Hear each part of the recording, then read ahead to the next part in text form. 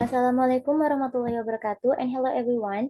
I am Nurulita Febrianti, and here's my material about speech function, politeness, stereotypes, and cross-cultural communication in classroom discourse of EFL context. So the first one is about the speech function. Social function of speech, where people produce speech, has different functions.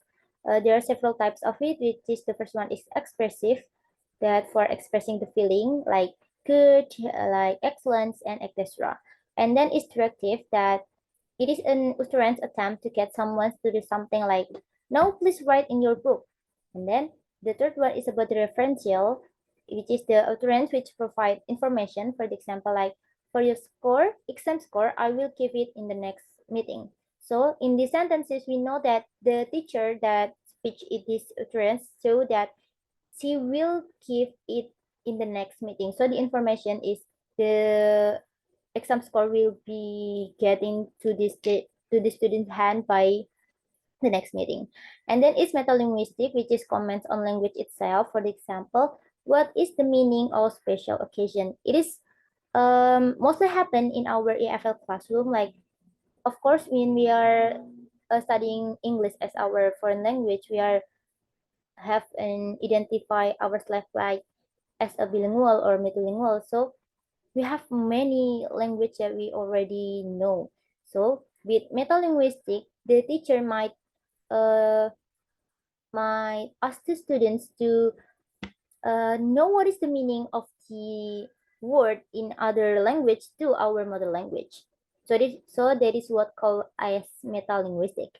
And then is poetic, which is a static figure of language, but in EFL context, it is rarely happen because yeah, in EFL, poetic is maybe a little bit hard for the students in our country, especially for the SMP or SMK that, yeah, it's not international school. And then it's patriotic or express solidarity and empathy with others. For the example, Indonesia as the country with the most Islam or Muslim person that live in her country. Before we are starting our classroom, maybe the teacher will say Assalamualaikum guys, or maybe Selamat pagi atau Selamat siang, sore, dan sebagainya. So that is what called by pathetic. The next one is about the politeness. So, politeness adalah untuk menunjukkan tindakan selain dengan cara yang paling jelas dan efisien, mungkin melibatkan beberapa tingkat kesopanan di pihak pembicara. So, politeness is according to our polite to talk to others. We are considering about what they will react. Yeah, and we are, yeah, to show our respect to other people. So politeness has two different types, which is the first one is positive politeness, which is intended to avoid giving offense by highlighting friendliness, and it is solidarity oriented. And then is negative politeness, which is intended to avoid giving offense by showing difference. Yeah, there is the differences between two of these types.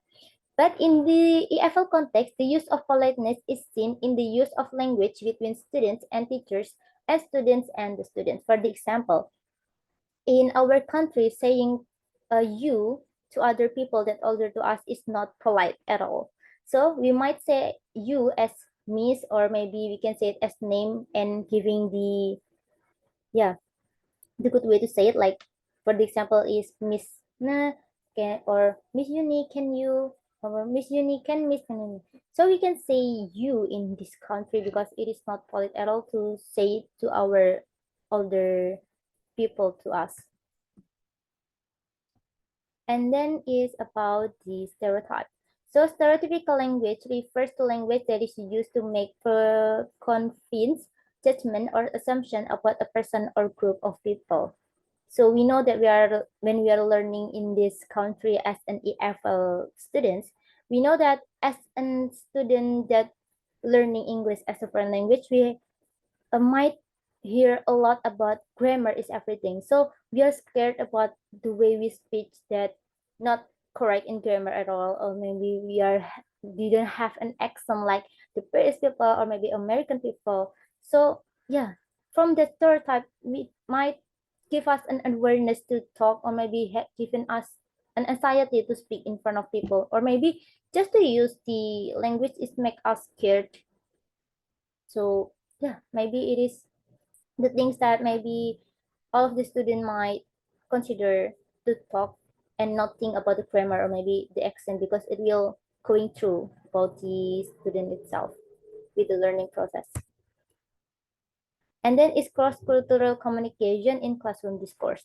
Related about how we communicate with different cultures, it is also about the challenges and benefits of relating to other cultures and the effort people make to overcome any misunderstanding.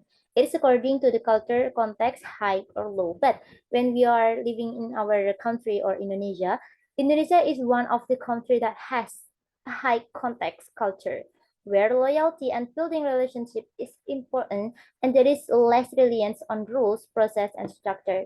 But there is why politeness or being polite to other people is really, really important when you are want to speaking to other people in this high context culture country.